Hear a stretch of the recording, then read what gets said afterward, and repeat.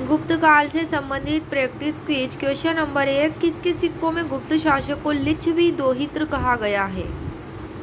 समुद्रगुप्त को। समुद्रगुप्त का शासनकाल 335 से 375 ईस्वी तक था।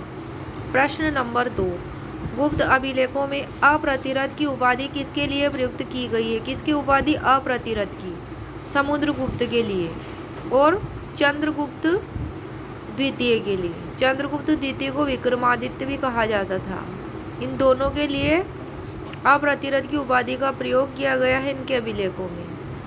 प्रश्न नंबर 3, गुप्त शासकों में सर्वप्रथम चांदी के सिक्के चलाने का श्रेय किसको है? चंद्रगुप्त द्वितीय को।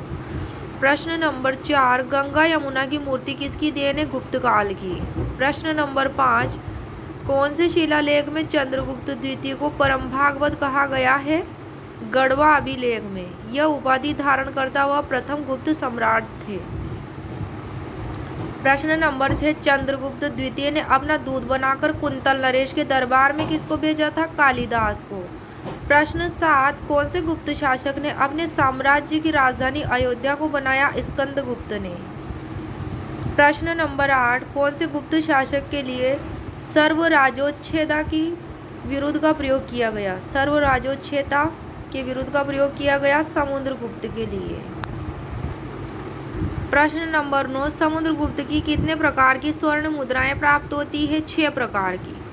उनके नाम हैं, पहला गरुड़ प्रकार, दूसरी धनुर्धारी प्रकार, तीसरी परशु प्रकार, चौथी अश्वमेध प्रकार, पांचवी व्याघ्र हनन प्रकार, छठी वीणा वादन प्रकार। गरुड़, धनुर्धारी, परशु, अश्वमेध, व्याघ्र हनन और वीणा वादन प्रकार की जो मुद्राएं हैं ये समुद्रगुप्त की स्वर्ण मुद्राओं के प्रकार।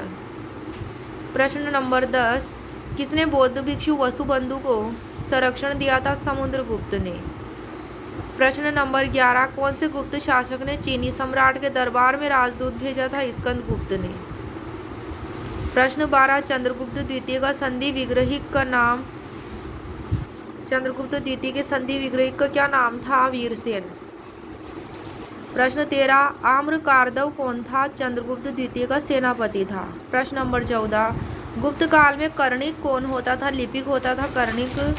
प्रश्न 15, प्राचीन भारत में सर्वाधिक सोने के सिक्के किसने चलाए थे? तो गुप्त शासकों ने चलाए थे। प्रश्न नंबर 16, सोने के सिक्कों को गुप्त अभिलेखों में क्या कहा जाता था? दिनार कहा जाता था। दिनार शब्द लैटिन भाषा के डेनेरिश शब्द से बना है।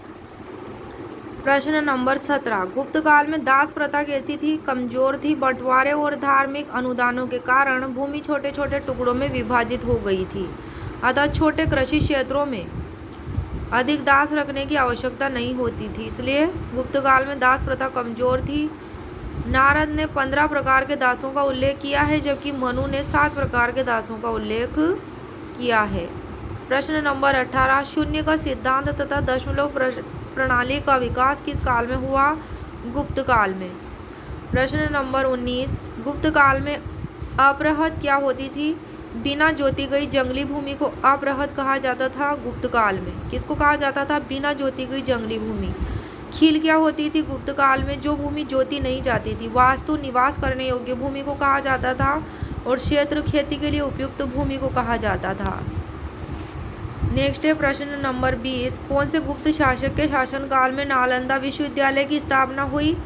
कुमारगुप्त प्रथम के काल में। कुमारगुप्त प्रथम को महेंद्रादित्य भी कहा जाता था। महायान बौद्ध धर्म का ऑक्सफोर्ड कहा जाता है नालंदा विश्वविद्यालय को। क्या कहा जाता है? महायान बौद्ध धर्म का ऑक्सफोर्ड।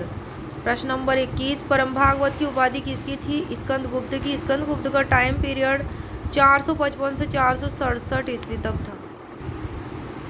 प्रश्न नंबर 22, शरतकालीन सूर्य की भांति किसको बताया गया है? कुमारगुप्त प्रथम को बताया गया है। और कौन से अभिलेख में? तो तुमेन अभिलेख में। तुमेन अभिलेख कहाँ पे है? तो ये ग्वालियर में है। कब का है? तो 435 ईस्वी का है।